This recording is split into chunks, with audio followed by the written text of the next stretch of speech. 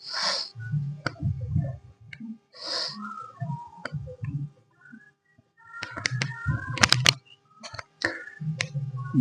बच्चों, अपने पिछले क्लास में हम लोगों ने सिंपल माइक्रोस्कोप को देखा था। सिंपल माइक्रोस्कोप कैसे काम करता है वो हम लोगों ने देखा था। हम लोगों ने देखा था कि सिंपल माइक्रोस्कोप यानी एक साधारण सामान्य माइक्रोस्कोप सूक्ष्मदर्शी सिर्फ एक उत्तल लेंस से बना होता है, ठीक है। लेकिन उसमें जब हम आवर्धन करते हैं तो उसकी फोकस दूरी को कम करते हैं तो ज्यादा आवर्धन प्राप्त होता है। यानी कम फोकस दूरी के कॉन्वेक्स लेंस की सहायता से हम एक आवर्धन लेंस का प्रयोग करते हैं, मतलब आवर्धन लेंस बनाते हैं, ठीक है। लेकिन अगर फोकस दूरी बहुत कम और अपर्चर बहुत कम होगा तो जो प्रतिबिंब बनेगा वो प्रतिबिंब बहुत ही स्पष्ट नहीं बनेगा, ठीक। यानी उसमें अब्रेशन आएगा, यानी कि वो एक कह सकते हो कि उसमें जो इंटेंसिटी ऑफ इमेज होगी यानी क्वालिटी या रिजोल्यूशन ऑफ इमेज होगा वो बहुत साफ, बहुत स्पष्ट नहीं होगा। और इसलिए सिंपल माइक्रोस्कोप से हम 3 गुना या 4 गुने से ज्यादा किसी चीज को जूम या बड़ा नहीं कर सकते। क्यों नहीं कर सकते? क्योंकि अगर हम ऐसा करते हैं तो हमको फोकस दूरी बहुत ही कम रखना पड़ेगा और उस स्थिति में जो इमेज होगा उसमें अब्रेशन आएगा, यानी कि उसकी इमेज की क्वालिटी अच्छी नहीं आएगी, ठीक। तो इस स्थिति में हम सिंपल माइक्रोस्कोप को 3-4 गुना से ज्यादा आवर्धन प्राप्त नहीं कर सकते। तो उसके बजाय अगर हम क्या करें, यौगिक सूक्ष्मदर्शी का प्रयोग करें यानी कंपाउंड माइक्रोस्कोप का प्रयोग करें तो हो सकता है कि हमको ज्यादा आवर्धन प्राप्त हो।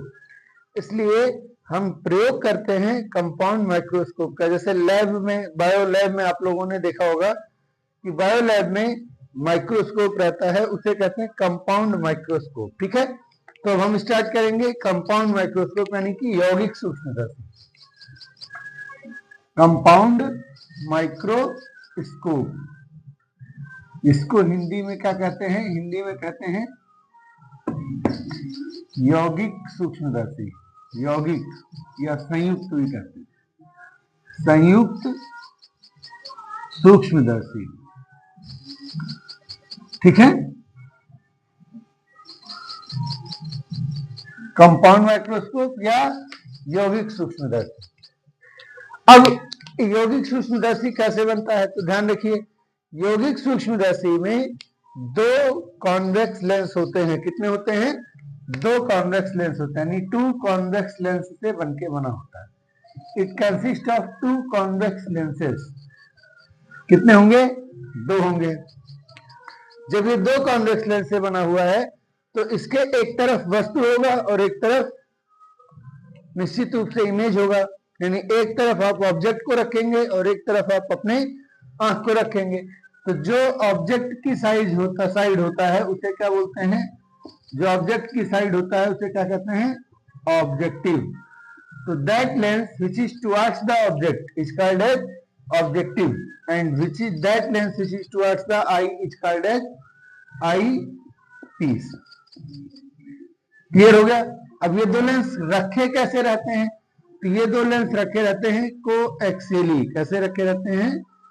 कोएक्सियली इन ए ट्यूब। एक ट्यूब में कोएक्सियली रखे रहते हैं, ठीक है। और उस ट्यूब में एक ट्यूब दूसरे ट्यूब के अंदर क्या कर सकती है? गति कर सकती है, यानी आगे पीछे टू एंड फ्रो का मोशन कर सकती है। उसका ट्यूब का व्यवस्था ऐसे होगा। यानी अगर हम सिंपली समझें तो कैसे समझ सकते हैं कि एक माइक्रोस्कोप में एक छोटा लेंस है, फिर उसके बाद एक बड़ा लेंस है, ठीक है। छोटे लेंस का ट्यूब है ये, ठीक, और ये बड़े लेंस का ट्यूब। क्लियर है? बात समझ में आई? और ये जो बड़ा लेंस है, यानी ये जो बड़े लेंस का बड़ा वाला ट्यूब है, वो इस छोटे ट्यूब के बाहर चारों ऐसे क्या कर सकता है? इस तरीके से गति कर सकता है, ठीक। इस तरीके से ये आगे पीछे हो सकता है, इस तरीके। क्लियर है? ये जो ट्यूब है वो इसके अंदर क्या कर सकता है? गति कर सकता है, ठीक है। तो जब ये गति कर सकता है तो हम लेंस के बीच की दूरियों को कम या ज्यादा कर सकते हैं जैसी हमको हमारी जरूरत हो, ठीक है। ये ध्यान रखना है।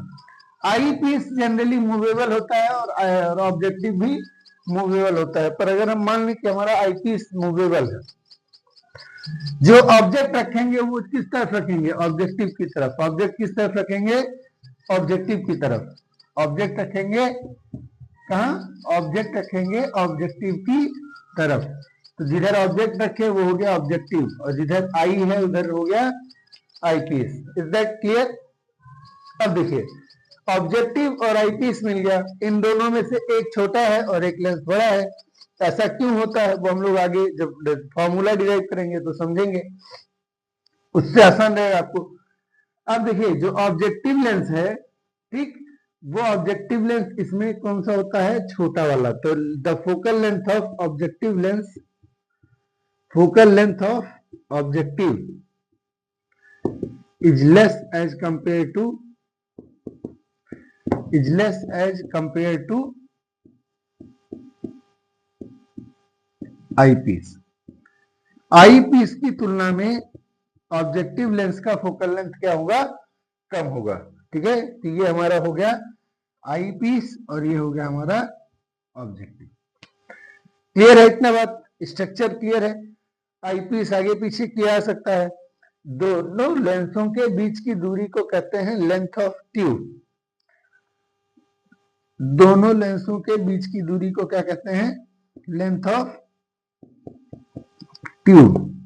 ठीक है, तो क्या कह सकते हो, distance between objective and eyepiece. Distance between objective and eyepiece को क्या कहते हैं, लेंथ ऑफ ट्यूब। अब हम लोग देखते हैं कि इसका इमेज फॉर्मेशन कैसे होता है। बोर्ड में आपको जब भी लिखना होगा तो इसका इमेज फॉर्मेशन जरूर लिखना पड़ेगा और रे डायग्राम जरूर बनाना पड़ेगा। तो अब हम आते हैं कि इसका इमेज फॉर्मेशन कैसा होता है और रे डायग्राम में रे डायग्राम कैसे बनेगा, और उसके बाद देखेंगे कि इसका मैग्नीफाइंग पावर का फॉर्मूला क्या है और लेंथ ऑफ ट्यूब का फॉर्मूला क्या है। ठीक है, क्लियर? तो it consist of two convex lenses of small focal length, and out of two lenses, one plane lens which is placed towards the object is called as objective lens, and the lens which is placed towards the eye is called as eyepiece.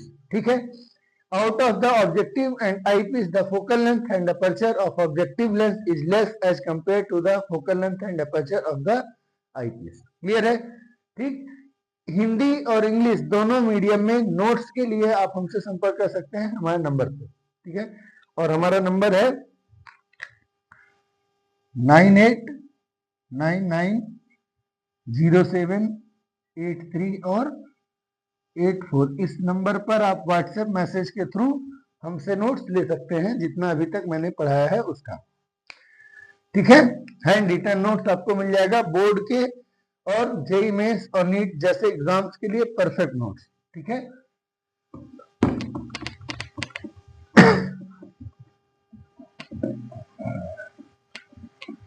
अब हम आते हैं कि रे diagram कैसे बनाएंगे। आपको सबसे बड़ी दिक्कत हमेशा रहती है कि इसका रे डायग्राम कैसे बनाएगा। रे डायग्राम कभी भी अगर गलत हो गया तो आपके नंबर कट जाएंगे बोर्ड पेपर में।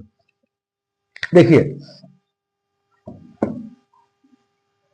मान लीजिए प्रिंसिपल एक्सिस है और इस प्रिंसिपल एक्सिस पे आपका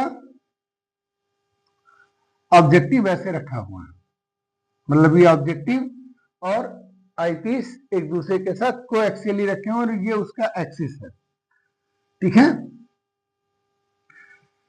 सबसे पहले क्या करेंगे, सबसे पहले ऑब्जेक्टिव के ऑप्टिकल सेंटर और फोकस, यहां पे है focus of objective O, objective के फोकस के जस्ट बाहर, मतलब बहुत स्लाइटली बाहर, बहुत स्लाइटली बाहर क्या करेंगे, इमेज ऑब्जेक्ट को रखेंगे। कहां रखेंगे, कहां रखेंगे, कहां रखेंगे, ध्यान रखिएगा, ऑब्जेक्टिव के ऑप्टिकल सेंटर यानी प्रकाशिक केंद्र और फोकस के जस्ट बाहर, यहां।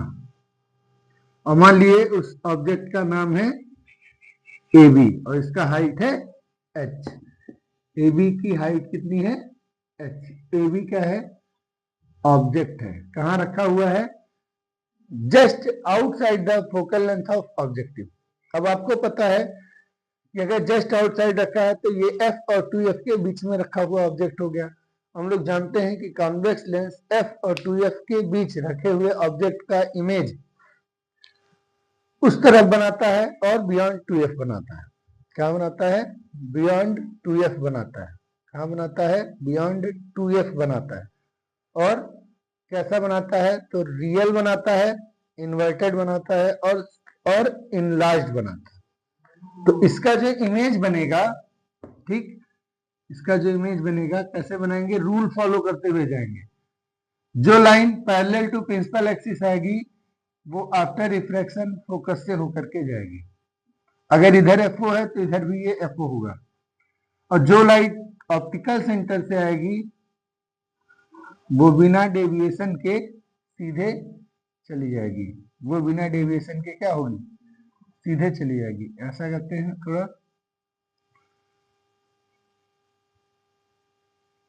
ऐसा इमेज बनाएंगे कि आपका इमेज क्लियर कट हो जाए, नहीं तो फिर इमेज ही नहीं कट होगा, लाइन ही नहीं कट होगी।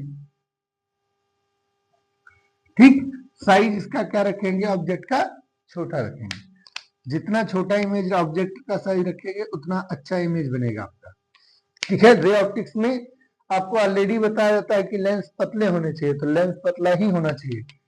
ये लेंस पतला होगा तो ये सारे डिस्टेंस अपने आप छोटे हो जाएंगे। तो ऑब्जेक्ट कैसा है? स्मॉल है।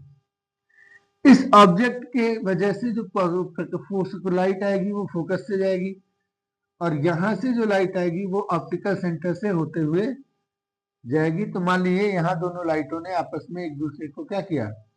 इंटरसेक्ट किया। तो यहाँ आपका बन गया एक इमेज ए डैश और बी डैश, ए डैश और बी डैश। इसका हाइट मान लेते हैं एच डैश। ये है इमेज फॉर्म्ड बाई ऑब्जेक्टिव। इतना क्लियर है? सबसे पहला काम ये काम कर लेंगे। अब देखिए, आई पीस क्या करेगा?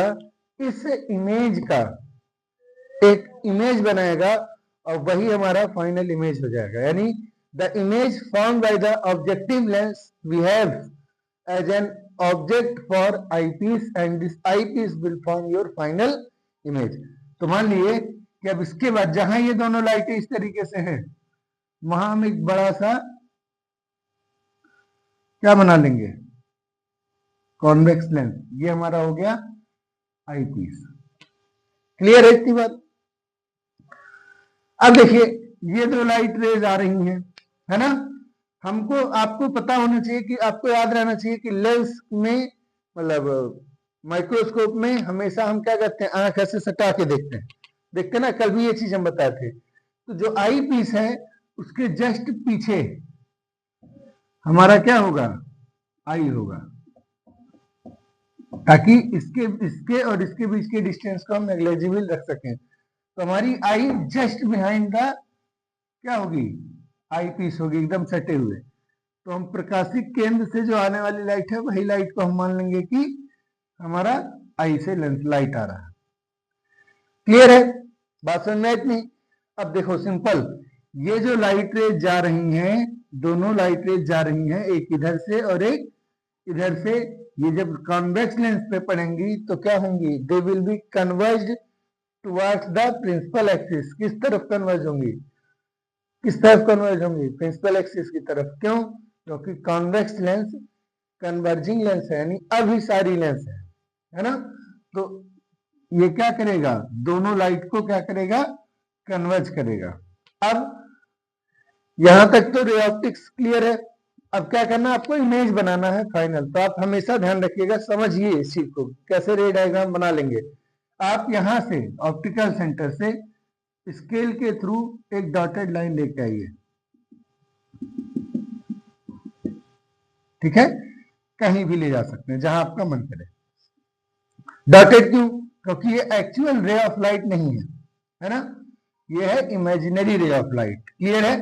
अब इस लाइट को बेंड कर दीजिए, इधर बेंड हो जाएगा और उसका एक रे बनेगा यहाँ कहीं, कहीं भी मोड़ सकते हैं, कम ज्यादा मुड़ता है रे ऑप्टिक्स के रूल्स के अकॉर्डिंग, लेकिन आप इमेज में अपने कहीं भी मोड़ सकते हैं। बस ध्यान रखना है कि स्ट्रेट लाइन बननी चाहिए। लाइन हो गया। और एक दूसरा वाला रे भी इसी तरह से मुड़ गया, तो ये दोनों आपस में कहीं पे आके मिले। तो मान लीजिए इसको यहां बना देते,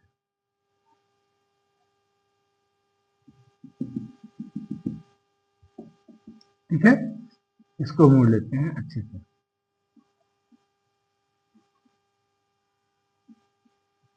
अब देखिए ये वाली लाइट इस तरह से बेंड हो गई टुवर्ड्स द प्रिंसिपल एक्सिस, यहाँ इमेज बना, और ये वाली लाइट इधर से बेंड हो गई टुवर्ड्स द प्रिंसिपल एक्सिस, ठीक है। ये लाइट्स अपना आंख की तरफ निकल जाएंगी क्योंकि आंख जस्ट उसके ऊपर ही रखते हैं, उतना बड़ा बनाया हुआ है पर रहता थोड़ी है, छोटा सा लेंस रहता है उसमें, ट्यूब में देखते हैं कंपाउंड माइक्रोस्कोप में, ठीक है। क्लियर है इतनी बात? तो ये हमारा जो दोनों रेज रिफ्रैक्शन के बाद मिल रही हैं वही हमारा क्या बन जाएगा, फाइनल इमेज बन जाएगा। तो मान लीजिए ये आपका फाइनल इमेज है, ये इमेज, इस इमेज का क्या है, वर्चुअल इमेज है। कैसे बना है ध्यान से देखिए। हमने क्या किया, सबसे पहले ऑब्जेक्टिव के फोकस के बाहर ऑब्जेक्ट रखा, उस ऑब्जेक्ट का एक रियल और इन्वर्टेड इमेज बन गया। कैसा बना, रियल और इन्वर्टेड इमेज बन गया। फिर हमने क्या किया, आईपीस को एडजस्ट किया, एडजस्ट आईपीस, ठीक, so that a dash b dash lies in between its focal length and focus and optical center। कैसे एडजस्ट किए कि फोकस और ऑप्टिकल सेंटर के बीच में बने, यानी इसका ये रहा ऑप्टिकल सेंटर, और इसको एडजस्ट करते हुए ऐसे बनाए कि यहाँ कहीं इसका क्या रहेगा, फोकस ऑफ आईपीस रहेगा। क्लियर है? तो आईपीस और ऑप्टिकल सेंटर के बीच में, ऑप्टिकल सेंटर और आईपीस के फोकस के बीच में ये इमेज बना हुआ है। और हम जानते हैं कि जब कोई ऑब्जेक्ट ऑप्टिकल सेंटर और फोकस के बीच में रखा रहता है तो उसका एक वर्चुअल इमेज बनता है और इनलार्ज्ड इमेज बनता है। तो इसका एक वर्चुअल और इनलार्ज्ड इमेज बना, जो इमेज इस ऑब्जेक्ट के कंपैरिजन में इरेक्टेड है, जबकि इस ऑब्जेक्ट के कंपैरिजन में कैसा है, इन्वर्टेड है, ठीक है। तो जो हमारा फाइनल इमेज बना वो हो गया A double dash B double dash. तो ए डबल डैश और B double dash are nothing but final image form by the, इसका हाइट मान लेते हैं एच डबल डैश, और ये हो गया आपका final image formed by eye lens, formed by microscope. Instrument के द्वारा फाइनल इमेज बना कौन सा, A double dash B double dash, जो कि कहां बना, कितने दूरी पे बना, चेक कर लेंगे अब इसको। क्लियर है? रे डायग्राम क्लियर हुआ?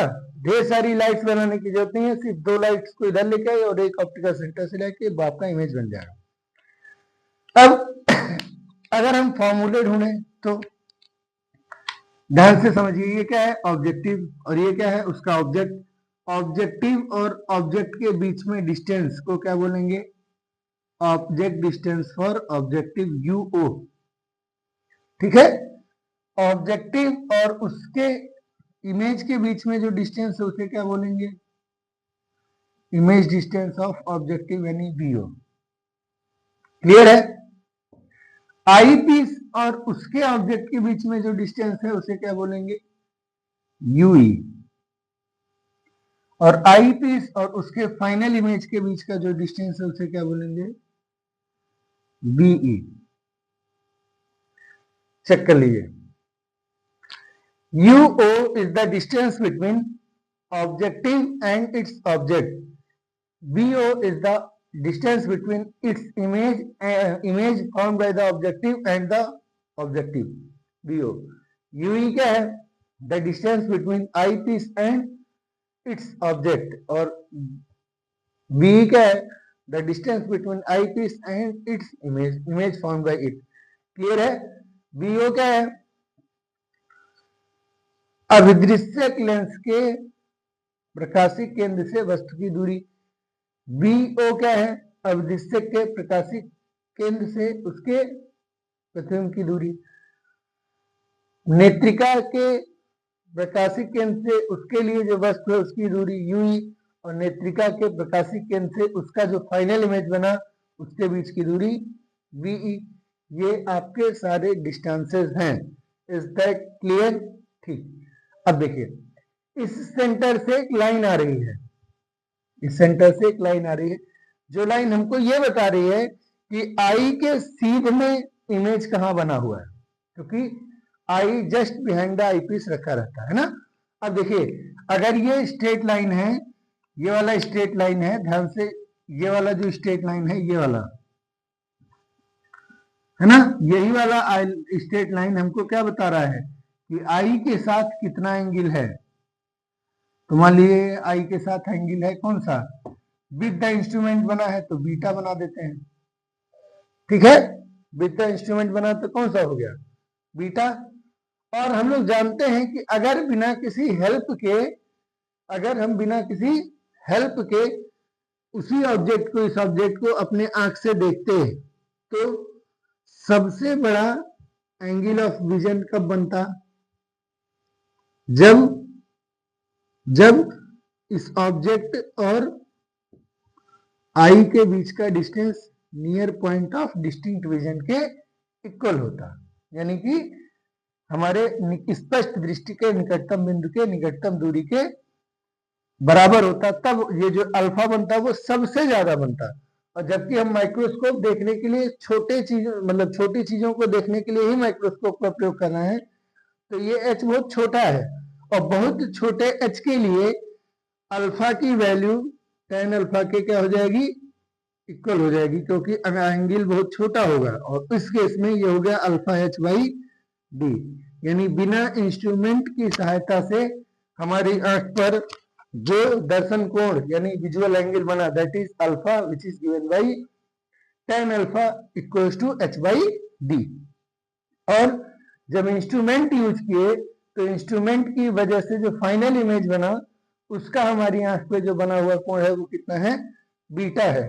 तो बीटा के लिए अगर हम छोटे एंगल्स के लिए समझें तो बीटा इक्वल्स टू लिख सकते हैं tan बीटा, ठीक, tan बीटा। और tan बीटा की जो वैल्यू होगी वो कैसे निकालेंगे, तो चाहे तो निकालें a double dash by a double dash b double dash divided by यहां से यहां तक का डिस्टेंस VE,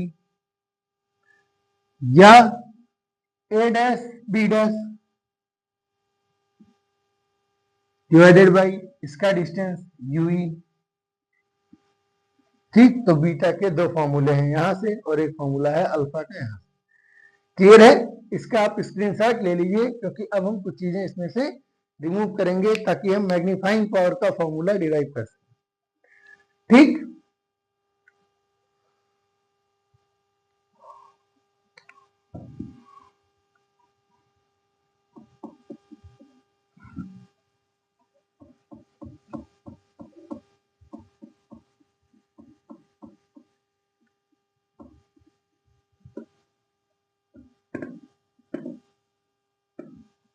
इमेज नहीं मिटा रहे हैं क्योंकि इमेज की अभी जरूरत पड़ी। तो हमारे पास दो चीजें आई हैं, क्या क्या आई हैं, alpha equals to tan alpha and that is equals to h by D, और beta equals to tan beta which is a double dash by b double dash b double dash by VE,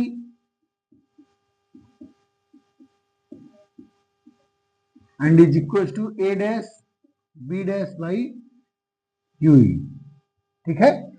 हम लोग जानते हैं कि magnifying power m, magnifying power m, इसकी definition मैंने आपको कल के लेक्चर में बताया था।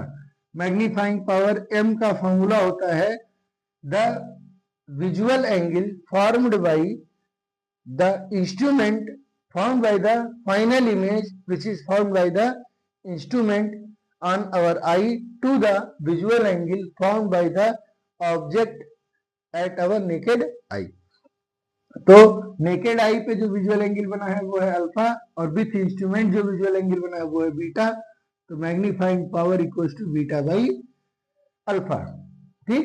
और अगर हम बीटा बाई अल्फा रखते हैं तो चाहे तो ये वैल्यू रखें चाहे तो ये वैल्यू रखें, हम लोग ये वाला रखेंगे, इसलिए क्योंकि इस ए डैश बी डैश का इस ऑब्जेक्टिव के ए बी से रिलेशन बनाया जा सकता है लीनियर मैग्निफिकेशन के फॉर्मूले से। ठीक है, तो हमारा फॉर्मूला हो गया कैसे, A dash B dash by U E divided by alpha का एच बाई डी, तो डी ऊपर चला जाएगा और एच कहाँ आ जाएगा, नीचे। ठीक, तो बी बाई अल्फा की जो वैल्यू आई वो कितनी आई, A dash B dash, A dash B dash को क्या लिखे थे, एच डैश, तो H dash by H into D by U E, M की वैल्यू आई ऐसी।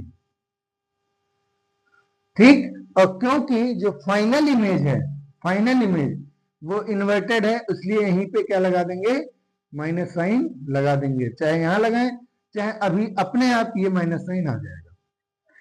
इतना क्लियर है, एच डैश क्योंकि निगेटिव है तो अपने आप माइनस साइन आ जाएगा। क्लियर है, समझ में आई बात, इतने में कोई प्रॉब्लम, ठीक है, इसको चेक कर लिए। अब एक प्रॉब्लम अभी भी है, क्या कि जो ऑब्जेक्ट दिख ही नहीं रहा है उसका हाइट कैसे मेजर करेंगे, जब हाइट नहीं मेजर कर पाएंगे तो ऑब्जेक्टिव का ये एच डैश और एच की वैल्यूज कैसे रखेंगे, तो इसके लिए हम क्या करते हैं, लीनियर मैग्निफिकेशन के फॉर्मूले से ऑब्जेक्टिव का लीनियर मैग्निफिकेशन निकाल लेते हैं। तो फॉर ऑब्जेक्टिव लीनियर मैग्निफिकेशन कितना हो गया, फॉर ऑब्जेक्टिव लीनियर मैग्निफिकेशन कितना हो गया,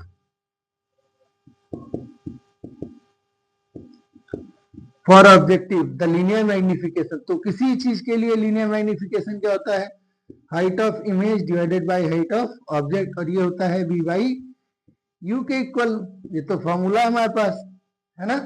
अगर हम इस फॉर्मूले में ऑब्जेक्टिव के लिए वैल्यूज रख दें तो magnification of objective is equal to given by height of image, height of image आपका कौन सा है, ऑब्जेक्टिव का, खुद H dash divided by H O, object का इमेज कौन है, एच, और ये वैल्यू इक्वल होगा किसके, बी, बी किसका, बी किसका, बी किसका, ऑब्जेक्टिव का, तो वी ओ, और यू किसका, ऑब्जेक्टिव का, तो यू ओ, है ना।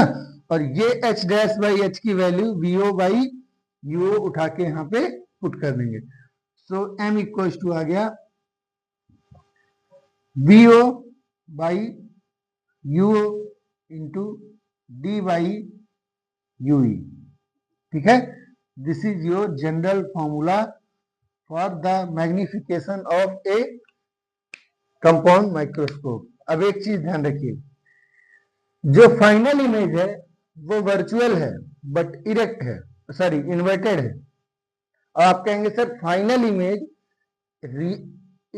वर्चुअल इमेज इन्वर्टेड नहीं होती, तो एक्चुअली इन्वर्टेड नहीं है किसके कंपैरिजन में, इस ऑब्जेक्ट के रिस्पेक्ट में, उसके अपने ऑब्जेक्ट के रिस्पेक्ट में, लेकिन मेन ऑब्जेक्ट के रिस्पेक्ट में ये इमेज कैसा होगा, इन्वर्टेड होगा। तो ध्यान रखिएगा, the final image is erected, inverted and enlarged as compared to the main object। और क्योंकि मेन ऑब्जेक्ट के कंपैरिजन में फाइनल इमेज उल्टा है, इसलिए मैग्निफिकेशन में क्या लगा है, माइनस लगेगा। So minus M magnifying power is equal to minus B O by U O into D by U. ये आपका जनरल फॉर्मूला हो गया, जहां बी ओ क्या है, object distance of objective, sorry image distance of objective, UO is the object distance of objective, D आपका minimum point of minimum distance of distinct vision है, और UE क्या है, image object distance for eyepiece. इतना देख लीजिए, इसका screenshot लेना चाहें तो ले सकते हैं।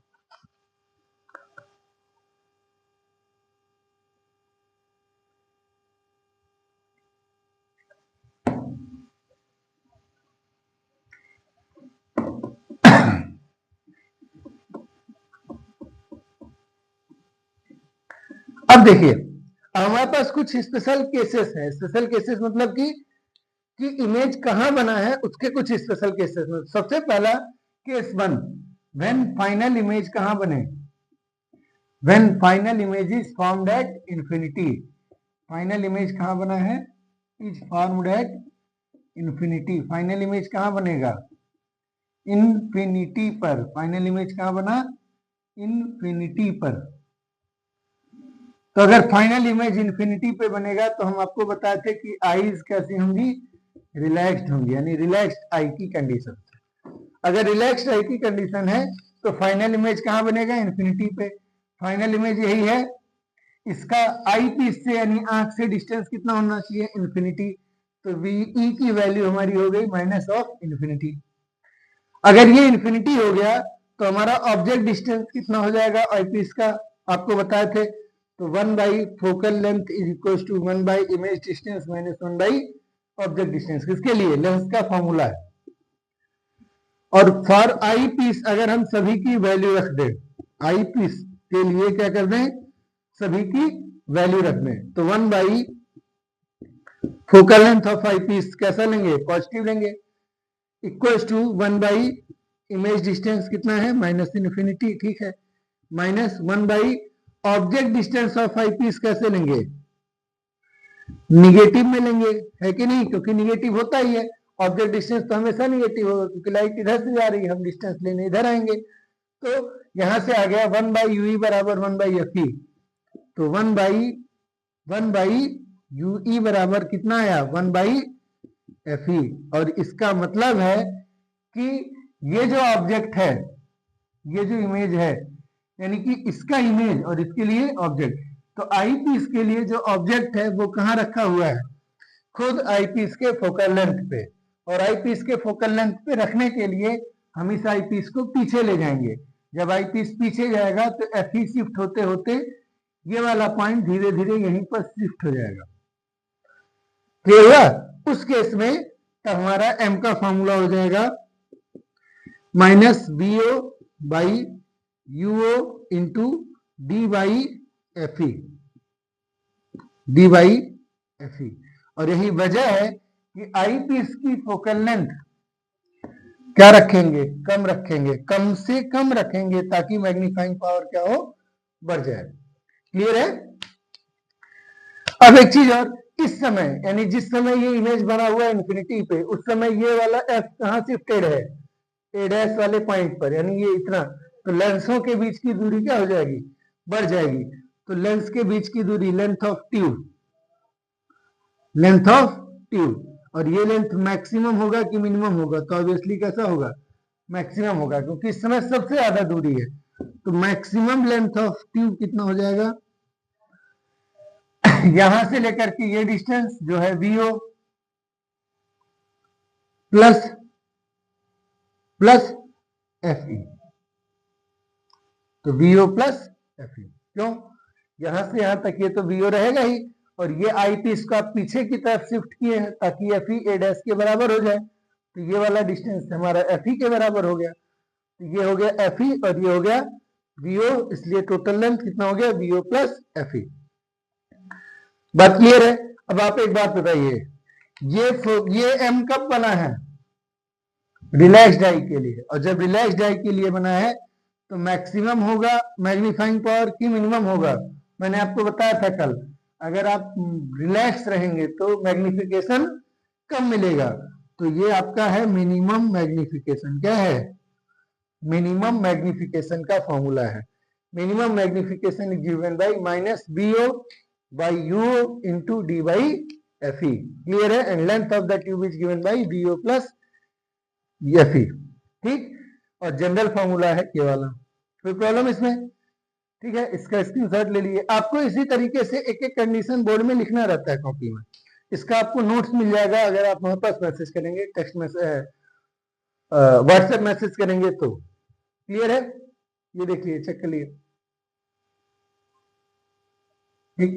अब एक दूसरा केस हमारे पास बचा, case number 2।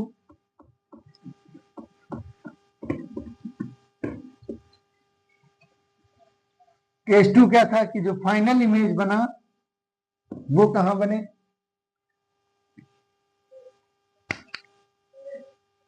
Case 2, when final image is formed at near point of distinct vision, कहां बनेगा? Near point of distinct vision, यानी स्पष्ट दृष्टि के निकटतम बिंदु पर बनेगा। कहां बनेगा? स्पष्ट दृष्टि के निकटतम बिंदु पर। स्पष्ट दृष्टि के निकटतम बिंदु पर अगर फाइनल इमेज बने तो उसके लिए मैग्नीफाइंग पावर और length of tube special case है, निकाल के रखेंगे ताकि फॉर्मूला यूज करने में डायरेक्ट आसानी हो। अब देखिए, अगर फाइनल इमेज कहां बने, यानी ये वाला इमेज आंख के नियर पॉइंट पे बने, तो आंख का नियर पॉइंट कितने डिस्टेंस पे होता है? इसमें कैपिटल डी डिस्टेंस पे, जिसको 25 सेंटीमीटर बोलते हैं। तो हमारा जो फाइनल इमेज होगा बीई, वो कितना हो जाएगा? Minus D. माइनस इसलिए क्योंकि आंख के तो सामने ही रहेगा ना, तो लाइट इधर से आ रही है और हमको डिस्टेंस मेजर करने इधर से आना पड़ेगा, तो बीई हो गया माइनस डी। अगर बीई माइनस डी हो गया तो from lens formula for I piece, lens formula for I piece किसके लिए यूज करेंगे? आई पीस के लिए। तो लेंस फॉर्मूला होता क्या है? 1 बाई फोकल लेंथ, तो किसका फोकल लेंथ? आई पीस का, पॉजिटिव क्योंकि कॉन्वेक्स लेंस है। 1 बाई इमेज डिस्टेंस जो कि है माइनस डी, और माइनस 1 बाई ऑब्जेक्ट डिस्टेंस जो माइनस यूई के बराबर होगा, है ना।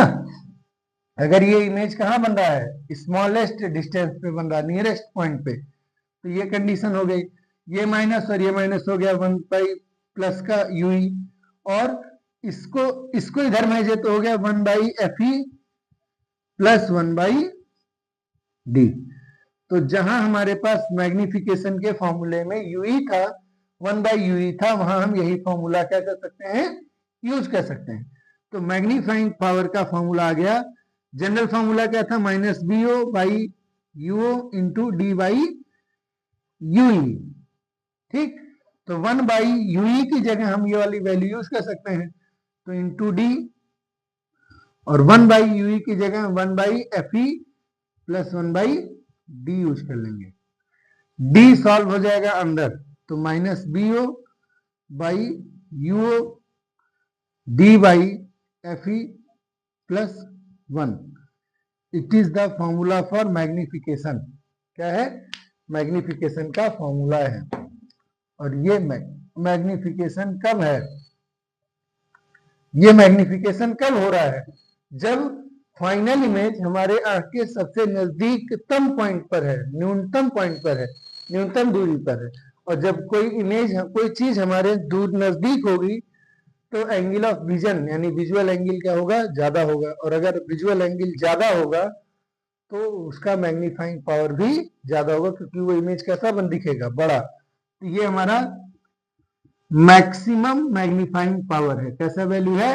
Maximum magnifying power. पर ध्यान रखना है, ऐसे कंडीशन में आंखों में क्या होगा? स्ट्रेन होगा। तो इस कंडीशन को क्या बोलते हैं? स्ट्रेन्ड आई की कंडीशन। मैक्सिमम स्ट्रेन की कंडीशन में मैक्सिमम मैग्नीफाइंग पावर मिलेगा। माइक्रोस्कोप आपको ये बात सिखाता है कि अगर आप रिलैक्स्ड रहेंगे तो आपको मिलेंगी चीजें कम, और अगर आप हार्ड वर्क करेंगे, स्ट्रेन होंगे, टेंशन लेंगे, परेशान होंगे, थोड़ा मेहनत करेंगे, तो आपको ज्यादा चीजें मिलेंगी, आउटपुट ज्यादा मिलेगा। तो मैक्सिमम पावर कब होगा? जब हमारी स्टैंड आई हो। क्लियर है? और अगर लेंथ ऑफ ट्यूब निकालना है तो लेंथ ऑफ ट्यूब की वैल्यू क्या होगी? मिनिमम होगी, मिनिमम लेंथ ऑफ ट्यूब। और वो आप कैसे निकाल सकते हैं?